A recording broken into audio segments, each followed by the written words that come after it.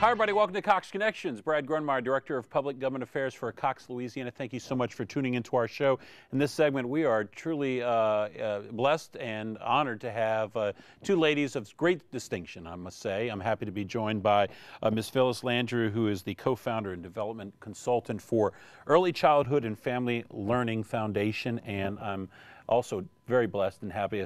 I would say a good friend, someone who's just done a lot for me, but also has come on the show over the years, and I'm just so grateful for her and her great artistic ability, and a great singer, great legend for New Orleans, Miss Irma Thomas. Did I put you up on a pedestal enough there, Irma? Yeah, My love. she deserves it. Absolutely, and it's great to have you both here. Thank you so much for coming in. And the nice part about it is we're coming to talk about something that is of great importance as we recognize and celebrate one individual for her contribution at a Centennial mark at that, but all of it to support the great efforts that you're doing with early childhood education and the great work at the Early Childhood and Family Learning Foundation. So thank you for that. Tell a little bit about what's going to be taking place on December 8th, Phyllis. Well, we'll have a very elegant party at the First NBC Bank, which is a beautiful large lobby. And we were talking about this is, you know, it's not you're just like a bank lobby. I mean, this is like the grandeur of lobbies. I mean, this is really nice. It's just gorgeous, and Ashton Ryan is very generous in letting us have our parties there every year.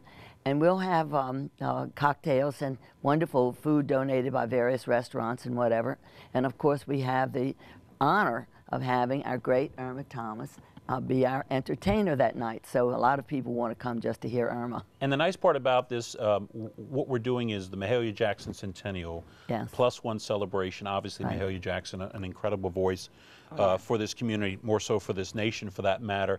And so much of what she has done as an individual, we see represented in buildings named after her, but also how she helped transform a city from being just one person, one young lady, one child at a time. It has been transformed, and so we're going to be obviously celebrating her. Irma, we're going to be 100th birthday. That's what I keep saying. It's just members of her family with us that night to celebrate as well. And the nice part about it is, of course, the Mahalia Jackson Center is there, but this will really be an opportunity to celebrate her, to hear some great Irma Thomas music. Irma, tell me a little bit about what can people expect. Well, I'll be doing my typical show, but there will be a moment within my show where I will be singing a song by her, which was one of her sort of non-religious type. It depends on how you look at it. It's an uplifting song that she recorded that fits the moment. Yeah, excellent. Tell me about that, because I'm curious to ask you, how much did an impact on you personally, artistically, was Mahalia Jackson? I grew up listening to Mahalia Jackson. I mean, I can remember Mahalia Jackson's music on my parents' radio, you know, back when radio stations had gospel shows every morning and in afternoons as well. And then on the weekends, my mom and dad had records by her. So I was highly influenced by her. I admired her, not realizing I would be singing her material one day. Obviously, the song you're going to sing is appropriate for the venue. For the venue, But over your career, I know you've done quite a few of her songs. When the Jazz and Heritage Festival started back up right after Katrina, that first year in 2006, we did our first tribute to Mahalia Jackson. I've been doing them every year since. And people love that. You know, I love it as well, to get the opportunity to see. She had so many great songs that we grew up listening to and still sing in the choir every Sunday, you know, some of her material. So it's a wonderful. And to your point, you know, obviously it's going to be your music, which is appropriate because, as we were talking a little bit, gospel you don't want to be hearing at a cocktail party. You know, it just doesn't work. You know, but I will be doing an appropriate song to honor her at that occasion. Well, thank you so much for Irma for giving of your time for this special performance. It's going to be fantastic. Again, December 8th.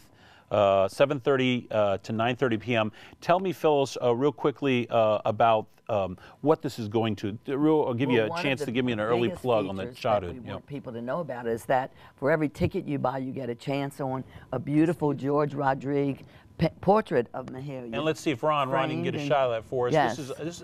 This is kind of unprecedented. Has he done this before? No. I mean, no. Okay. No, he tells me no. No, he tells you no. So it is absolutely. It's gorgeous. Phyllis, give us a little background on the picture. Are you familiar with what was his inspiration? He painted it a number of years ago for the Jazz Fest, and the family objected to it being part of the Jazz Fest that year. So he has it had it in his studio all these years. And when we walked in and told him about our Mahalia Jackson celebration. I got a picture for you. Yeah, right, that's what he said. So we were thrilled to death, and people are so attracted to it. They're buying a lot of tickets in order to get a chance on it, and this is going to go to some lucky person that night to celebrate. Is this a one-of-a-kind? It's a one-of-a-kind, wow. Yes. It's the only one. It's the only one? Yes. Wow. So buy a ticket, yes. come to the event, yes. then help your name the gets children. put into a hat. Yes. Or into a container. And a container you get pulled. Yes. Now, who do I need to talk to before that's pulled? I just say, Irma, you pulling that through? Come, buy a ticket and come. That's fantastic. Tell us about the ticket. How much does it cost? The tickets begin at $125, okay. And of course, we have sponsors that have contributed much larger amounts, absolutely. And we're thrilled to death at that. But it'll be a wonderful night of celebration, and our school is named after Mahalia, and we're really dedicated to her because she started from a very humble beginning and gained the world, and that's what we teach our children. That. And we'll be celebrating in that first anniversary that's of right. that center, correct? That's as well. right. We will be, yes. So and you've done such a great job. Your Save a Child, Save a City. The children are waiting.org yes. is a website. Yes, where you can go and get information on absolutely. How to buy tickets and whatever. And you guys have tell me a little bit about your success with the foundation. Well, it's been hugely successful, and thankfully it has been a base for helping us spread the importance of early childhood education. And so we've attracted a lot of people who are now going out and developing other centers like ours. We'll be developing other centers like ours. And in fact, there are 20 parishes in Louisiana whose superintendents want to develop early childhood centers in their parishes.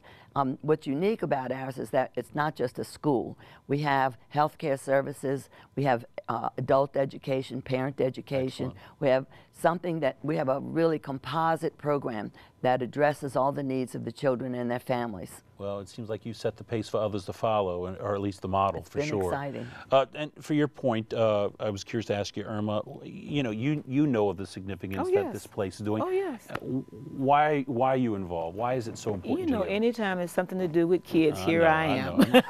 I'm giving you the softball because I know your answers, because you really do. You've had it in your heart, and you always do care about kids, and I understand why early childhood development is so important.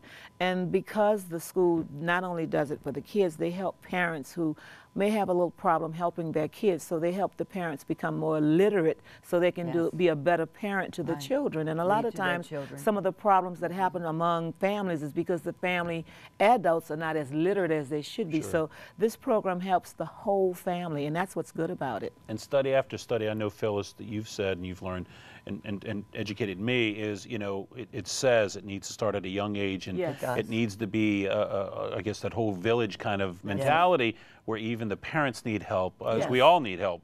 God knows there was no instruction book or manual when we got them. But well, sadly in New Orleans, several generations didn't really get a quality education. Yeah. True. And the average education level of people in Central City is 4th grade. Right.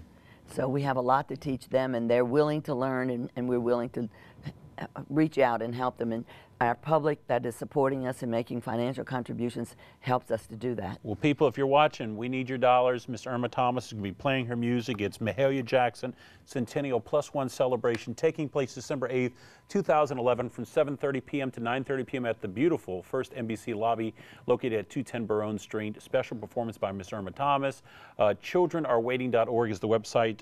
You can get ticket information, how to get that. Again, every ticket you purchase, $125, goes for the opportunity to get this one-of-a-kind Rodrigue print with Miss Mahalia Jackson as well. And Irma, thank you so much for your time and effort on this. And Phyllis, as always, thank you for all that. You're so generous. Good to see you, as always. Okay, you know you can always come here. We're glad to help promote your stuff. It. All right, everybody, that wraps up this segment of Cox Connection. We'll see you next time. Thanks for watching.